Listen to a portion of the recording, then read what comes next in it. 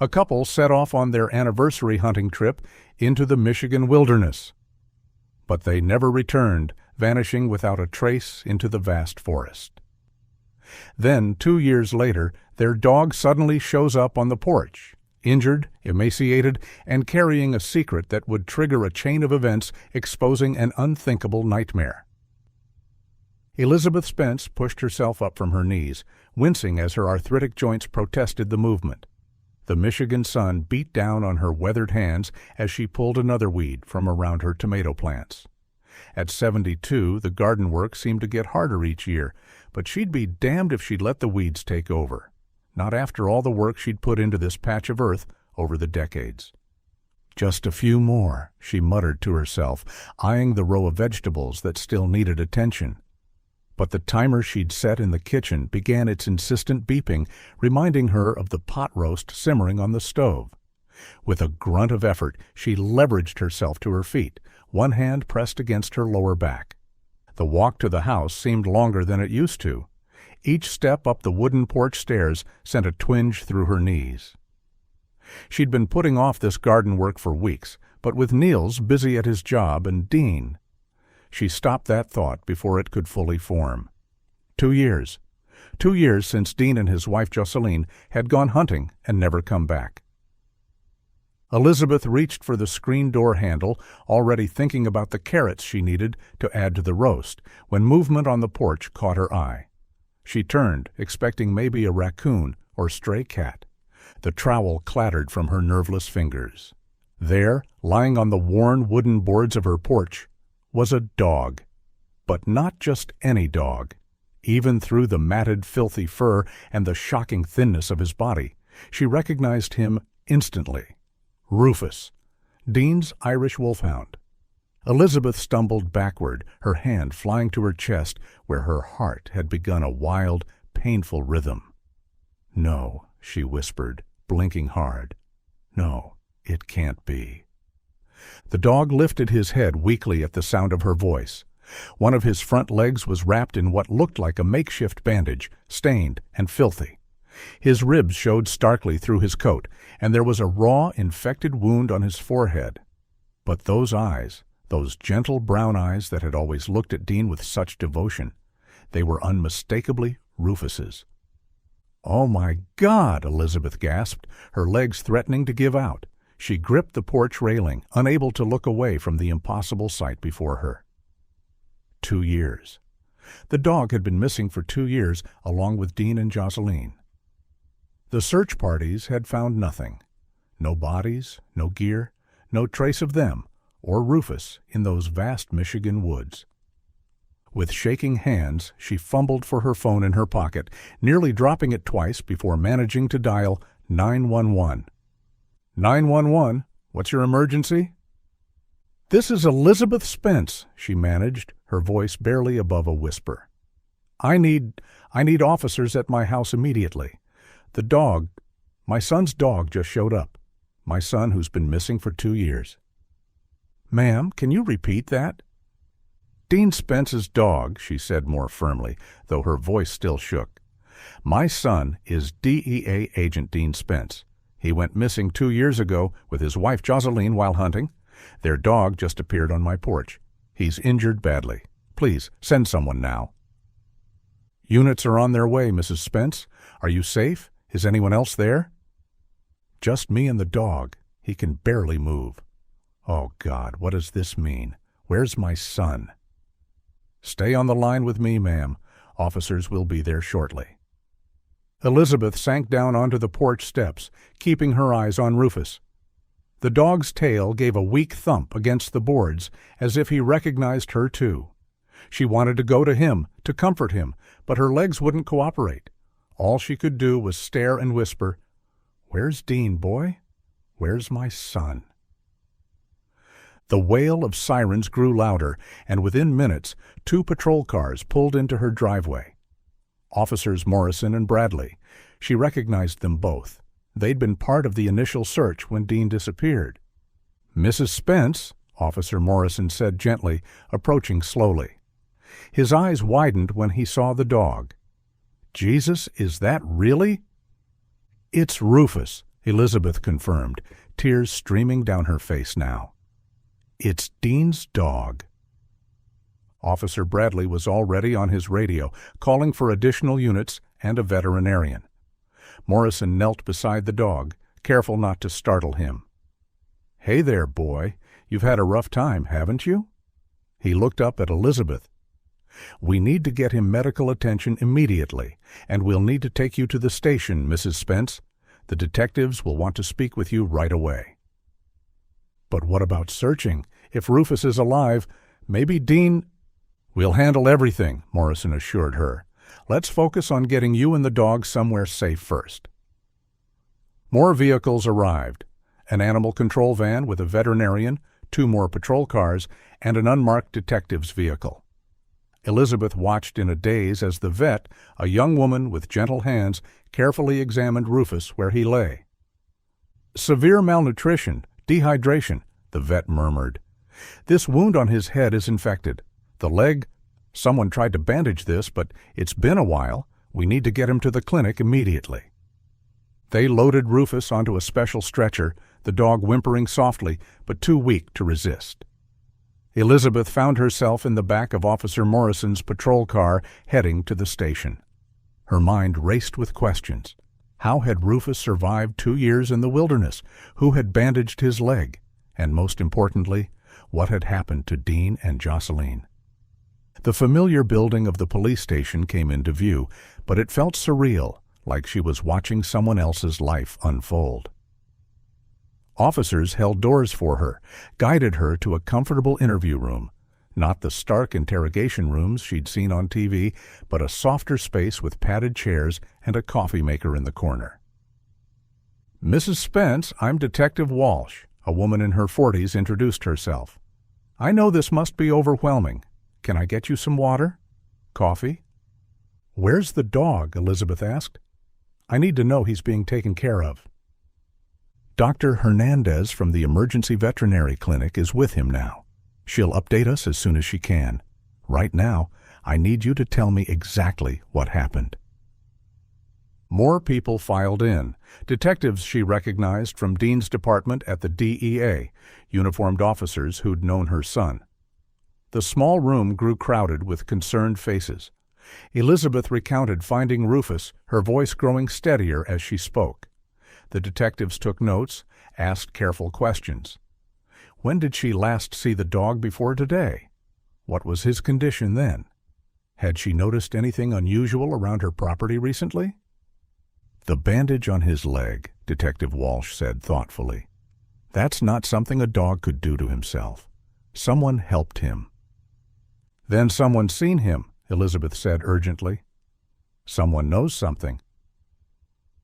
"We're already mobilizing search teams," another detective assured her. "We'll start from your property and work outward, follow any trail the dog might have left." Dr. Hernandez arrived then, still in her scrubs. "He's stable," she announced, and Elizabeth sagged with relief. "Sedated for now while we treat his wounds and run some tests. He's been through hell, sorry for the language, but he's a fighter. Someone definitely provided medical care at some point, though not recently. That bandage is at least a few weeks old." "When can I see him?" Elizabeth asked. "Let's give him a few hours to rest. I'll bring him to you as soon as he's ready." The vet paused. "Mrs. Spence, that's one tough dog. Whatever happened out there, he fought to make it back." Elizabeth nodded, fresh tears spilling over. Rufus had made it back. But where was her son? The interview room at the station had grown warm with so many bodies packed inside. Elizabeth sat at the center of it all, fielding questions from the growing group of officers and detectives. Word had spread quickly through the department. Dean Spence's dog had returned after 2 years. "Mrs. Spence, think carefully," Detective Walsh pressed gently. "In the days before Dean and Jocelyn went hunting, did he mention anything unusual? Any concerns about his work, threats he'd received?" Elizabeth shook her head slowly. "Nothing." He was excited about the trip. They'd been planning it for months, their anniversary hunting trip. He said the woods up north were perfect this time of year for deer. The door opened and 3 more officers entered, including Lieutenant Marcus Hayes from the DEA. Elizabeth recognized him from department functions she'd attended with Dean. "Elizabeth," Hayes said, his face grave, "I'm sorry you're going through this. We're going to do everything we can to find answers." He turned to the others. "I've got our tech team pulling all of Dean's case files from the 2 months before he disappeared. If someone targeted him, there might be a connection." Another officer, one Elizabeth didn't recognize, stepped forward. He was younger, maybe mid-30s, with sharp blue eyes and close-cropped sandy hair. "Mrs. Spence, I'm Officer Dmitry Volkov. I worked a few joint operations with Dean. He's a good man." The conversation continued, theories flying back and forth. Elizabeth's head began to pound. She'd been at the station for over 3 hours now, and the adrenaline that had carried her through the initial shock was wearing off.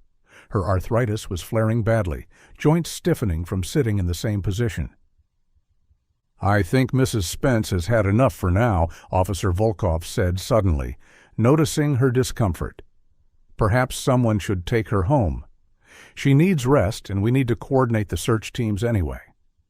Detective Walsh nodded. "He's right. Elizabeth, we'll continue working here. Is there someone we can call to stay with you?" "My other son, Niels, but he's at work in Detroit. It'll take him a few hours to get here." "I can drive you home," Officer Volkov offered. "Make sure you're settled safely. This has been a tremendous shock." Elizabeth accepted gratefully.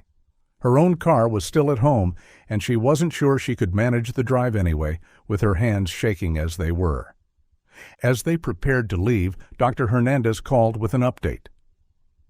"Rufus is stable, but still sedated. I want to monitor him for a few more hours. Make sure there are no complications from the treatment. Would it be all right if I brought him to your home this evening? I'd like to check his response when he wakes up fully, see how he does in familiar surroundings." "Yes, please," Elizabeth said immediately. He should be home. The drive back to her house felt surreal. Officer Volkov kept up a gentle stream of conversation, asking about her garden, her years in the community. He seemed genuinely kind, helping her from the car when they arrived, making sure she had her keys. "The search teams will be working through the night," he assured her as they walked to her door. "Every available officer is being called in. We'll find answers, Mrs. Spence." Inside, Elizabeth sank into her favorite armchair, the one where she used to sit and watch Dean and Niels play as boys. Officer Volkov checked the windows, the back door, making sure everything was secure. "Would you like me to wait until your son arrives?" he offered. "No, you've been very kind. I'll be fine." She paused. "Officer Volkov, do you really think... Could Dean still be alive?" Something flickered across his face. Concern? Sympathy? It was gone before she could identify it. If anyone could survive out there, it would be Dean. He knew those woods better than most. The sound of a car in the driveway interrupted them. Elizabeth looked out to see Niels's pickup truck pulling in at speed, gravel spraying. Her younger son was out of the vehicle before it had fully stopped, rushing toward the house. "Mom!" Niels burst through the door, immediately wrapping her in a careful hug. At 38, he was the opposite of his older brother in many ways. Where Dean was calculated and methodical, Niels was impulsive and emotional. "I'm sorry I couldn't get here sooner. Traffic was a nightmare, and my boss was being a complete—" He noticed Officer Volkov and stopped. "Sorry, I'm Niels Spence." "Officer Dmitry Volkov." They shook hands. "I was just making sure your mother got home safely." "Is it true? Rufus really came back." "He's at the vet clinic," Elizabeth explained. "Dr. Hernandez will bring him home soon. He's in bad shape, but alive." Niels ran his hands through his hair, a gesture so reminiscent of his father that Elizabeth's heart clenched. "Jesus, 2 years? How is that even possible?" "That's what we're trying to determine," Officer Volkov said. "I should get back to the station, help coordinate the search efforts." He turned to Elizabeth. "You have my card. Call if you need anything or remember any details that might help." "Thank you for driving me home," Elizabeth said. "You've been very kind."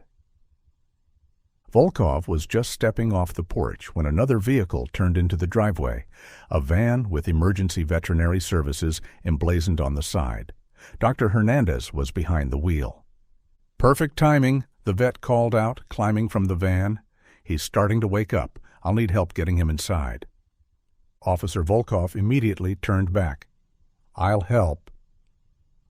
They opened the van's rear doors to reveal Rufus on a special cushioned stretcher.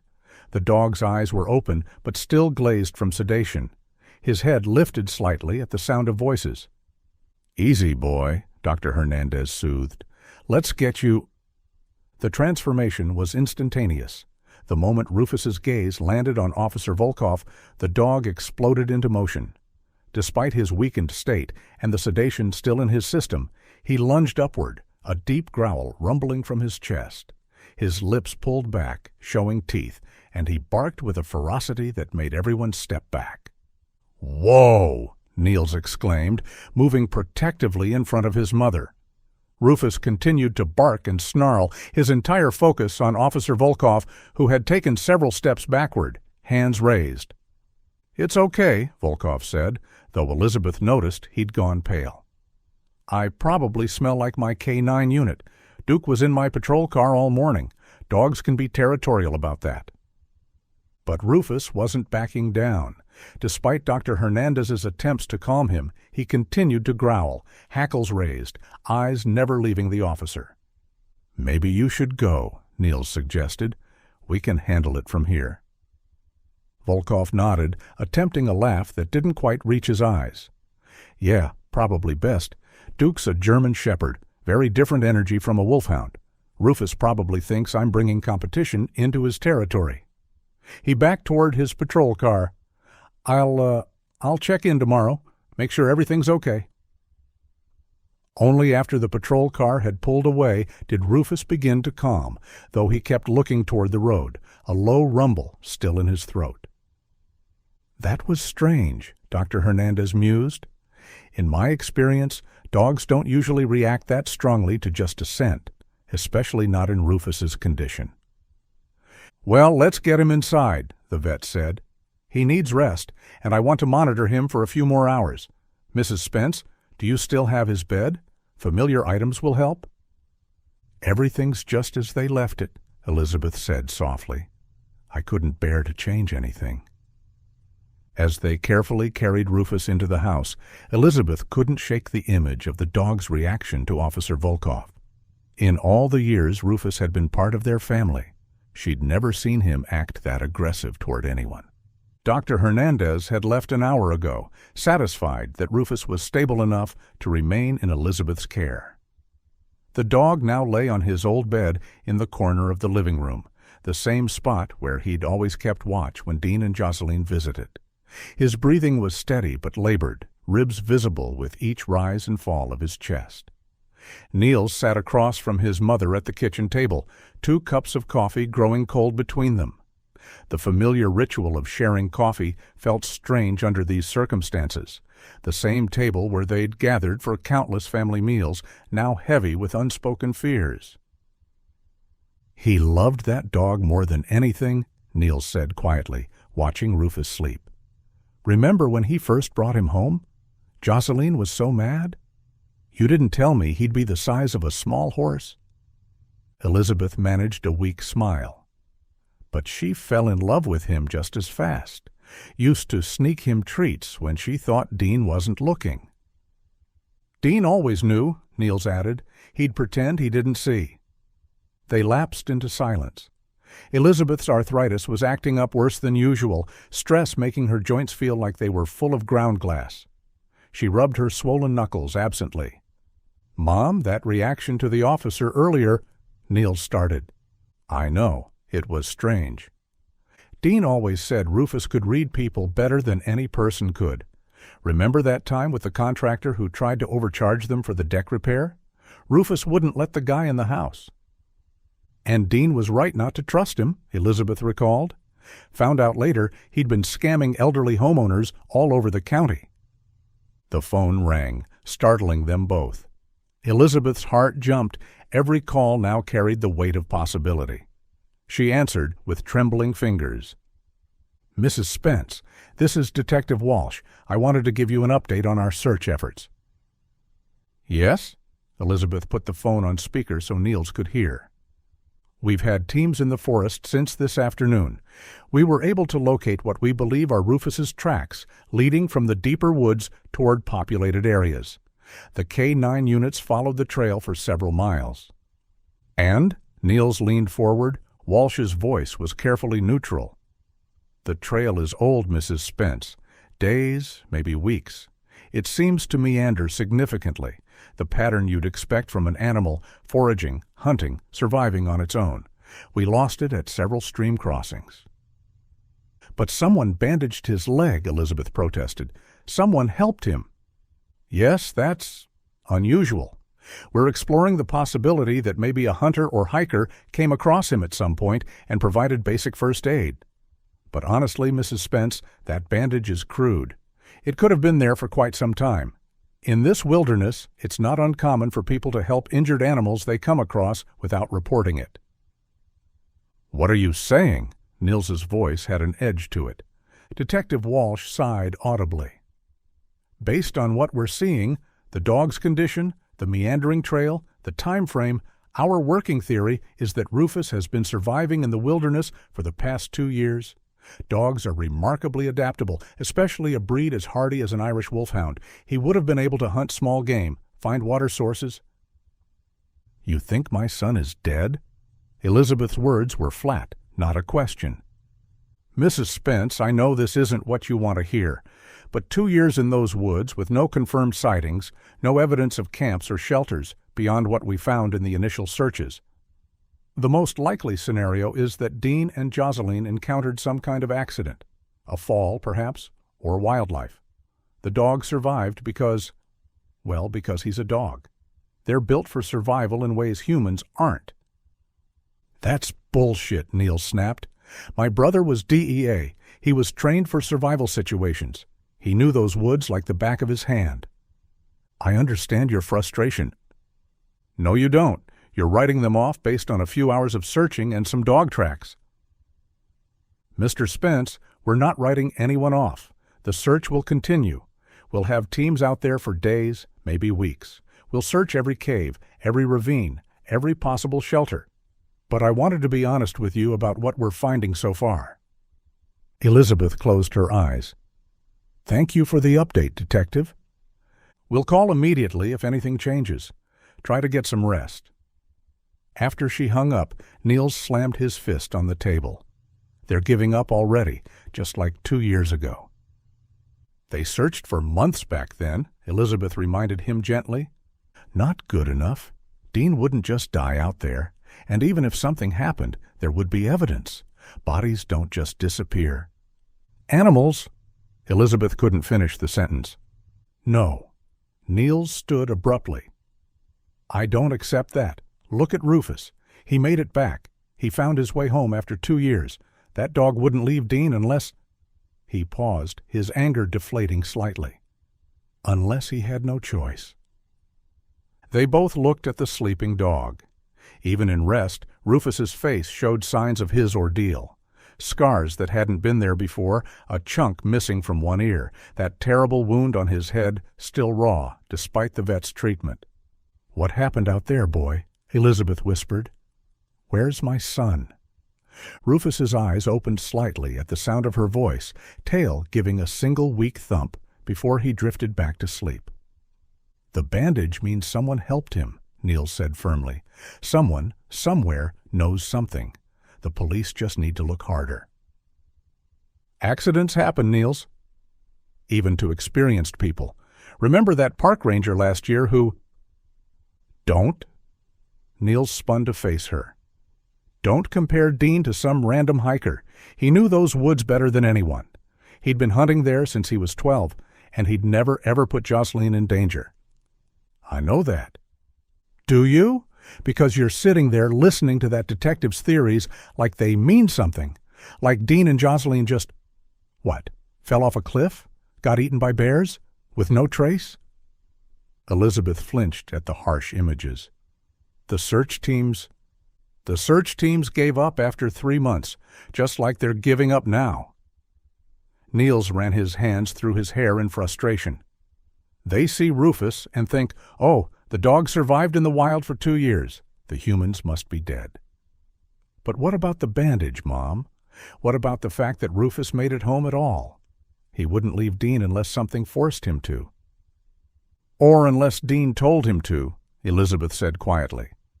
That stopped Niels mid-pace. They both looked at Rufus, still sleeping fitfully on his bed. You think Dean sent him for help? Niels's voice had dropped. I don't know what to think anymore. Elizabeth's shoulders sagged. I want to believe they're alive. God knows I do. But 2 years, Niels. No ransom demands, no bodies, no camps, no signs. Maybe the police are right. Maybe something terrible happened and Rufus was the only survivor. No. Niels's jaw set in a way that reminded Elizabeth painfully of his father. I'm not accepting that, not without proof. He strode toward the hallway leading to the garage. Elizabeth heard him rummaging around, metal clanking against metal. What are you doing? Niels emerged carrying his hunting rifle and Dean's old camping pack. What I should have done better 2 years ago. I'm going back out there. Niels, it's getting dark. No, I've got lights and camping gear. He was already checking the rifle, loading ammunition into his pockets. I searched for weeks after they disappeared, but maybe I missed something. Maybe things have changed. If Rufus found his way back now, after all this time, something made that happen. The police are searching. The police are going through the motions. They've already decided Dean and Jocelyn are dead. He pulled out a tent, sleeping bag, water purification tablets. I haven't. Elizabeth stood, her arthritic knees protesting. At least wait until morning. Go with the search teams. So they can tell me where I can and can't look? No thanks. He found Dean's GPS unit, checked the batteries. I'll start where they went missing and work outward. Different patterns than last time. If someone helped Rufus, there might be cabins or camps we missed. Niels, please, I can't lose you too. He paused then, seeing the fear in his mother's eyes. His expression softened slightly. You won't. I'll check in by satellite phone every 12 hours. But I have to do this, Mom. I can't just sit here while they write Dean off. Elizabeth knew that determined look. She'd seen it in his father, in Dean, and now in Niels. There would be no talking him out of this. Be careful, she whispered. I will. He hugged her briefly, then headed for the door. Take care of Rufus. Maybe when he's stronger, he'll be able to show us something. The police said the trail went cold. The police followed one trail. Rufus might have taken different routes over 2 years. There could be other signs. He shouldered the pack, rifle in hand. I'll find something, Mom.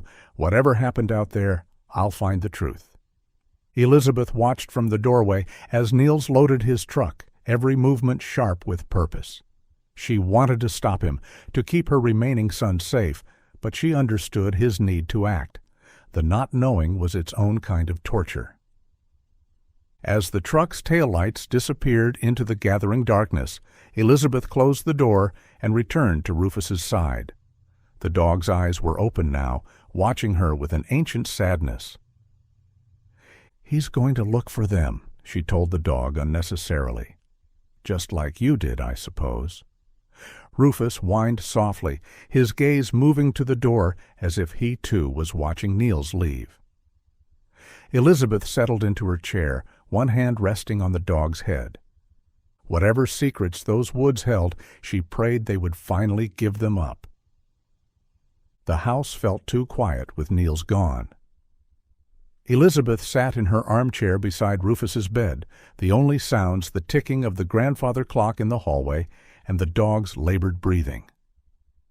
It was past 10 o'clock now, the window's dark mirrors reflecting the warm lamplight of the living room. Do you remember?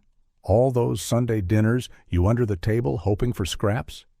Jocelyn always snuck you pieces of roast when she thought I wasn't looking.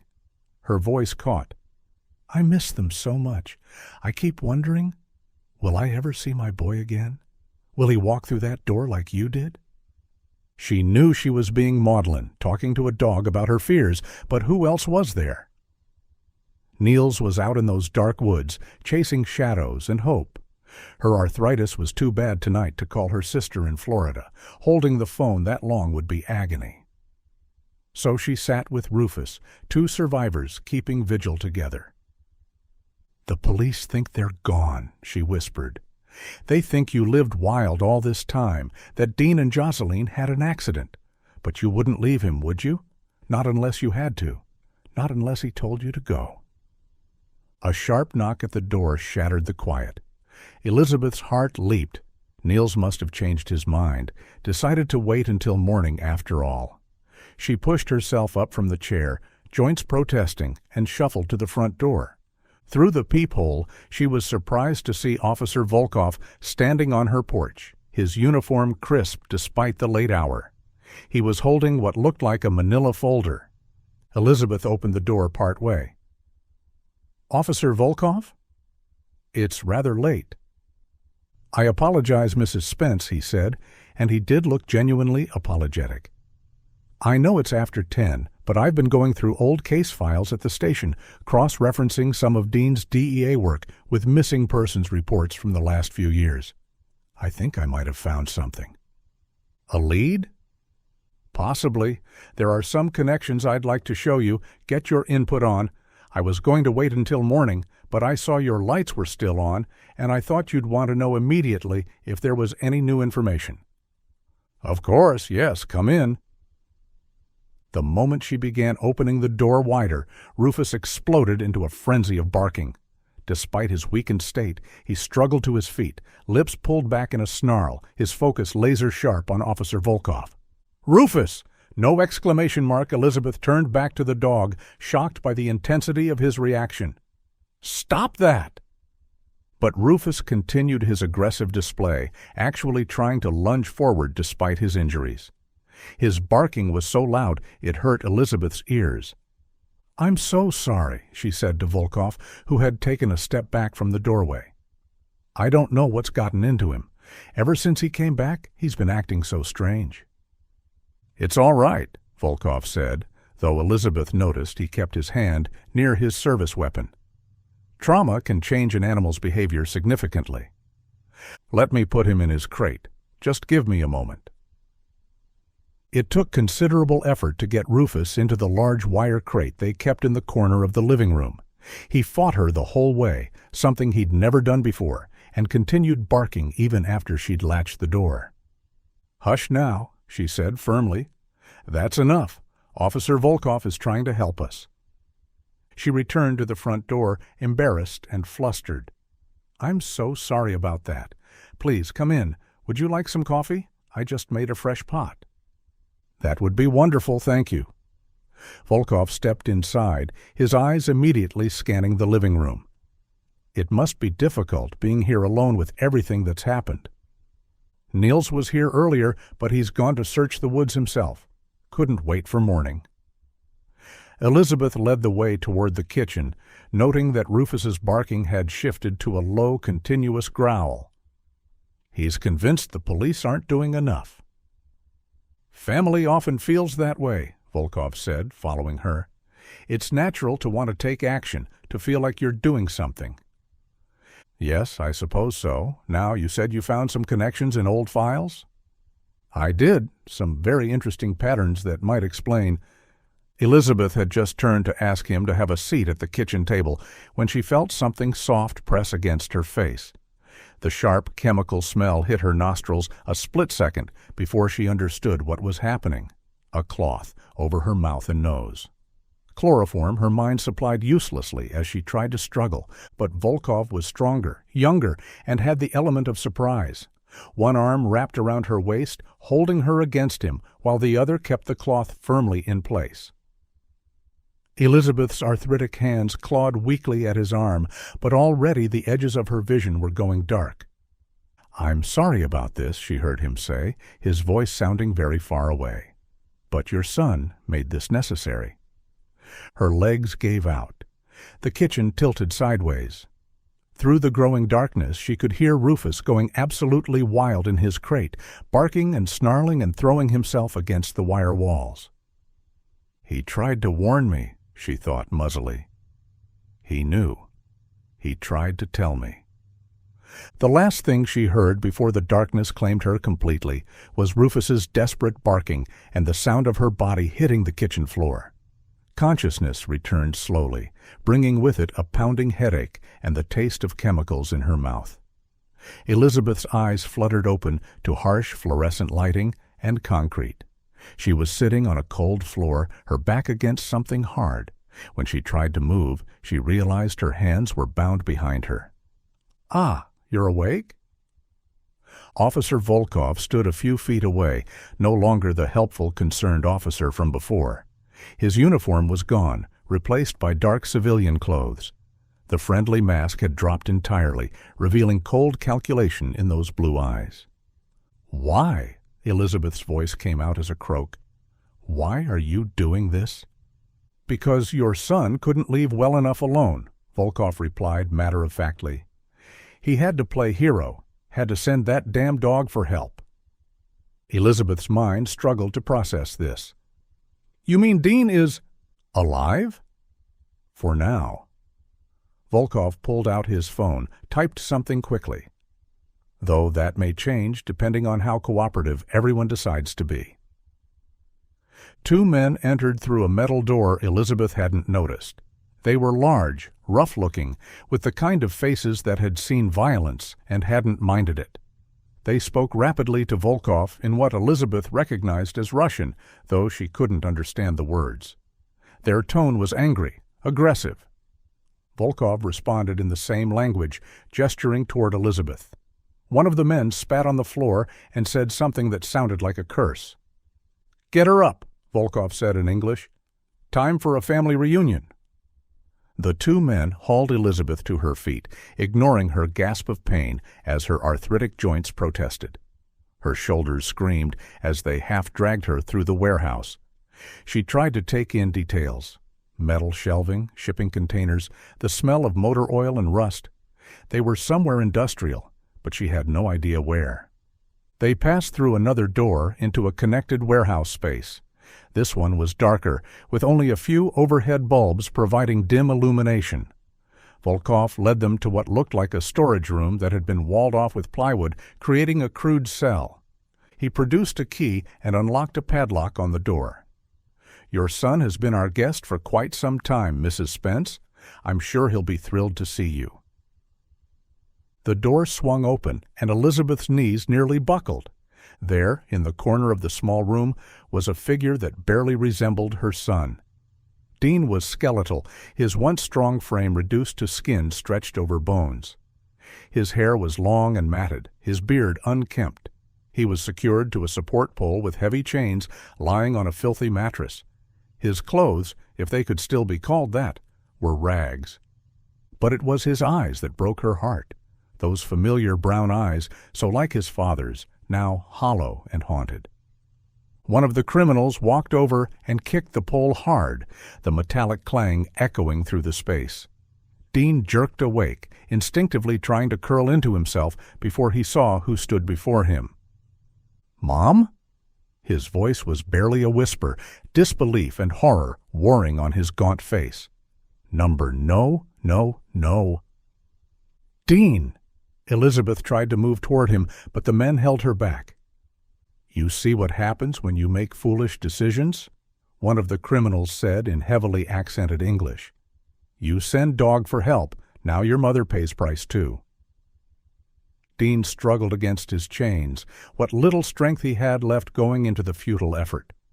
"Please, don't hurt her. She has nothing to do with this. I'll tell you whatever you want, give you whatever information." "You already gave us everything useful," Volkov interrupted. "Your mother is here because you couldn't just accept your situation. You had to try to be clever, sending that mutt away." "Please," Dean's voice broke. "She's 72 years old. She has arthritis. She needs medication. You can't—" "We can do whatever we want," the second criminal said. "You should have thought of consequences before—" Elizabeth finally found her voice. "Dean, where's Jocelyn?" The look that crossed her son's face told her everything. His eyes filled with tears, and he shook his head slowly. "I'm sorry, Mom," Dean whispered. "I'm so sorry. This is all my fault." "Touching," Volkov said dryly. "But we don't have time for reunions. Come." They dragged Elizabeth back out of the room, Dean's desperate pleas following them. "Mom! Mom, I'm sorry! Don't hurt her! Please!" The heavy door slammed shut, cutting off his voice. The criminals spoke again in Russian, gesturing and appearing to argue about something. Finally, Volkov nodded and turned to Elizabeth.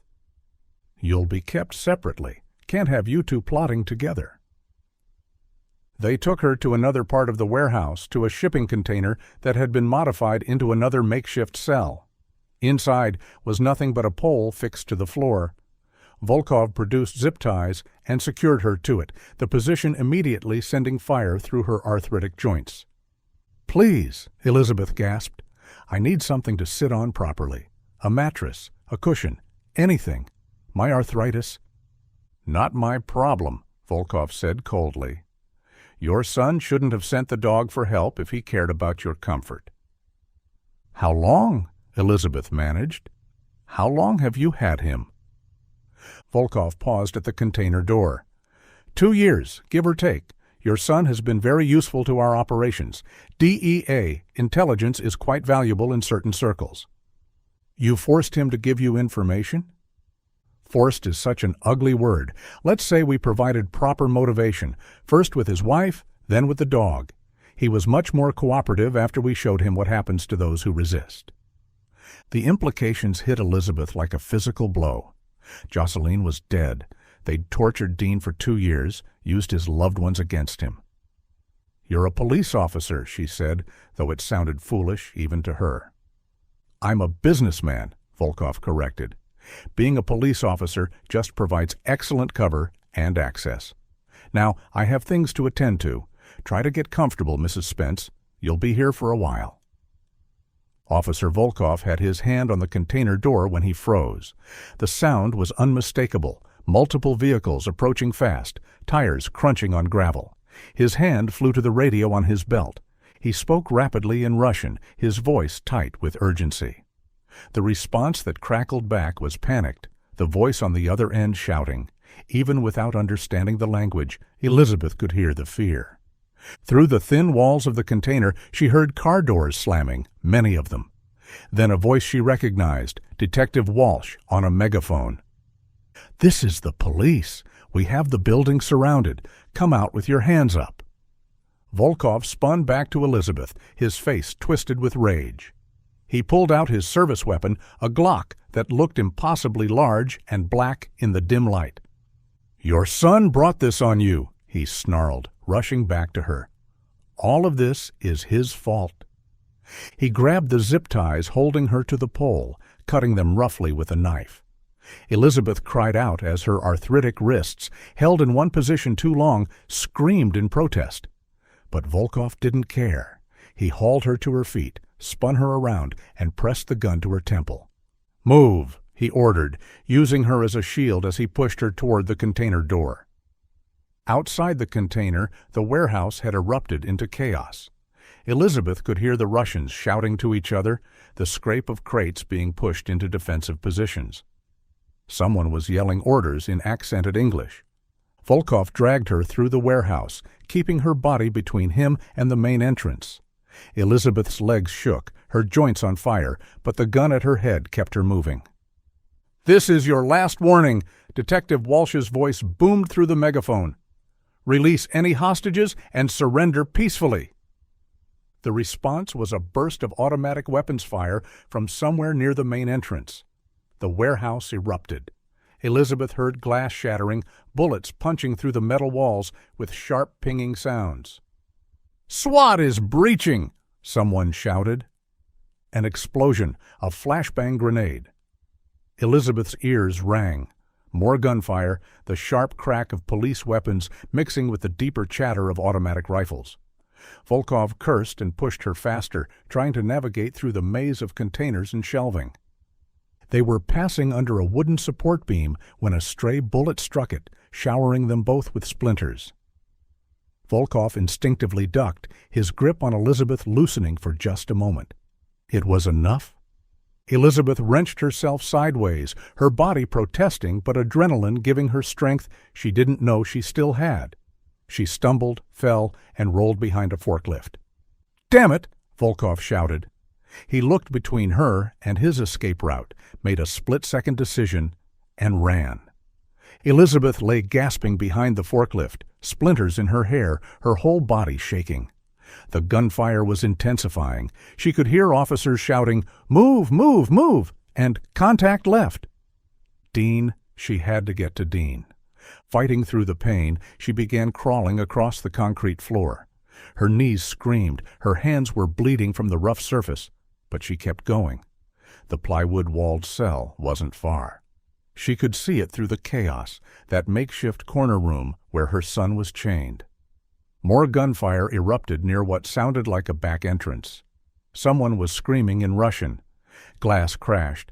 A flashbang went off somewhere to her right, the concussion making her ears ring worse. She reached the corner, crawled around it. The padlock was still off from when they'd brought her to see Dean. She pushed the door open.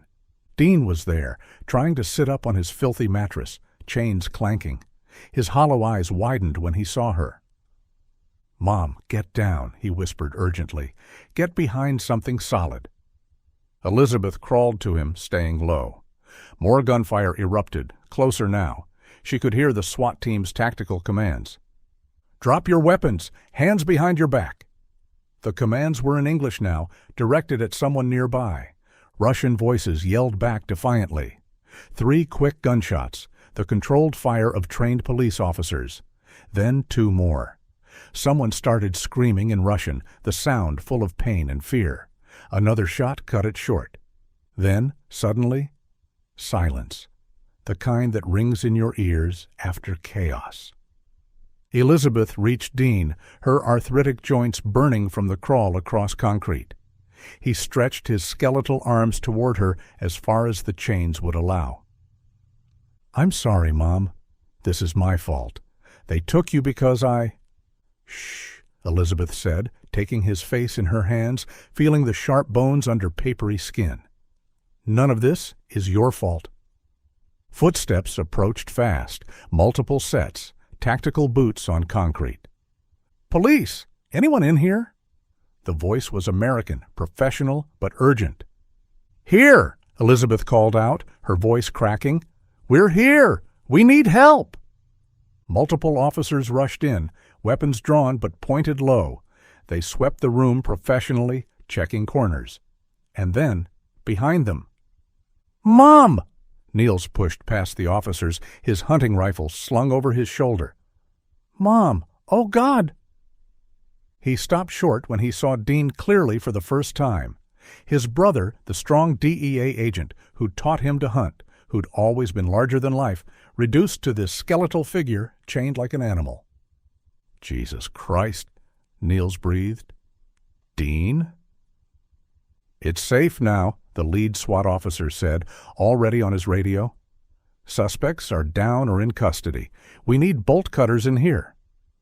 Another officer was shouting, "We need medics in here now." "We have victims, one in critical condition." Niels dropped to his knees beside his brother, his face a mask of shock and rage. Dean managed a ghost of his old smile.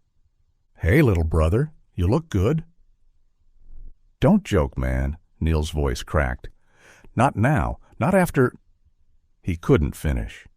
Paramedics rushed in with their equipment and a stretcher. They went to work immediately, checking Dean's vitals, starting an IV. One of them produced bolt cutters and began working on the chains. As they freed him from the pole, Dean gripped Elizabeth's hand with what little strength he had. His eyes filled with tears. "They killed Jocelyn, Mom, 14 months ago." His voice broke. "She tried to escape and they shot her, made me watch. Said it was my fault for not cooperating fast enough. Elizabeth held his hand tighter, her own tears flowing freely. Niels made a sound like a wounded animal. "We've got to move him," one of the paramedics said. "He needs immediate medical attention." They carefully, so carefully, lifted Dean onto the stretcher. He weighed almost nothing. Elizabeth struggled to her feet, Niels immediately there to support her. Together, they followed the stretcher out of that hellish room. The warehouse was a war zone. Bullet holes pocked the walls. Spent shell casings littered the floor. SWAT officers were everywhere, some still clearing rooms, others standing guard over suspects. They emerged into the night air. When had it become night? How long had she been in that container? And Elizabeth gasped at the scene. Police vehicles everywhere, their lights painting everything in reds and blues. Ambulances waiting. 3 Russians were on their knees, hands zip-tied behind their backs, officers standing guard. 2 bodies lay under white sheets, blood seeping through. And there, in the back of a patrol car, sat Officer Dmitry Volkov. His face was bloodied. He'd been tackled during his escape attempt, Elizabeth would later learn. He stared straight ahead, not meeting anyone's eyes. "Ma'am, we need to check you out too," a paramedic said, approaching Elizabeth. But she couldn't look away from Dean as they loaded him into the ambulance. 2 years. Her son had been held in that warehouse for 2 years, just miles from home. The nightmares were over, but the healing had just begun. Elizabeth stood at the glass window of the ICU, her palm pressed against the cool surface. She still couldn't reconcile the skeletal figure in the hospital bed with her son. Dean had always been strong, solid, 6 feet of trained muscle and confidence. The thing lying in that bed looked like a concentration camp survivor. "Mrs. Spence?" Dr. Kumar approached, his expression grave. "I wanted to update you on your son's condition." Niels joined them, his arm around his mother's shoulders. They'd both been checked and released. Elizabeth's injuries were minor, though her arthritis was flaring terribly from the stress and abuse. "He's severely malnourished," Dr. Kumar began, consulting his tablet. "His body weight is approximately 60% of what it should be. We're seeing signs of refeeding syndrome, so we have to be very careful with nutrition. Severe dehydration has damaged his kidneys. We're monitoring that closely." "Will he?" Elizabeth couldn't finish. "Yes, but we're seeing infected wounds, particularly on his wrists and ankles from the chains. Muscle atrophy is severe. Even if he recovers, he'll need months of physical therapy to walk properly again." Elizabeth's joints screamed as she shifted position, but she ignored them. Her pain was nothing compared to what Dean had endured. "There are some people here who need to speak with him," Dr. Kumar added reluctantly. "FBI, they say it's urgent." Through the glass, Elizabeth watched 2 agents in dark suits enter Dean's room. They were gentle, professional, but she could see the urgency in their movements. Whatever Dean knew, it was important. She and Niels were allowed in to support him during the interview. Dean's voice was barely a whisper, and he had to rest frequently, but his mind was sharp. The details he revealed made Elizabeth's blood run cold. "The warehouse was a hub," Dean rasped. "Smuggling operation, drugs, weapons, people sometimes. Route from Canada, using back roads, private property. They had Border Patrol on payroll." "How many officers were involved?" Agent Martinez asked, recording everything. "Saw maybe 12 different ones over 2 years. Volkov was the main contact, but there were more. They talked about others." Dean closed his eyes, concentrating. "Badge numbers. I memorized badge numbers when I could see them." He recited a series of numbers. Agent Martinez's partner was already on the phone, relaying the information. "The operation?" Martinez prompted gently. "Cartel money. Mexican cartel partnered with Russian mob. Millions invested. They needed DEA intel, patrol schedules, planned raids, which routes we were watching." Dean's skeletal hand clenched. "I held out for 3 months. Then they brought Jocelyn to my cell, said they'd hurt her if I didn't cooperate." Elizabeth squeezed his other hand, feeling the bones through papery skin. I gave them outdated intel at first, stuff that wouldn't matter, but they figured it out. Tears leaked from Dean's sunken eyes. 14 months in, Jocelyn fought back, grabbed a gun from one of them during feeding, almost made it to the door. His voice broke. Niels made a sound of pure rage. They shot her in front of me. Said it was my fault. Said if I'd just cooperated.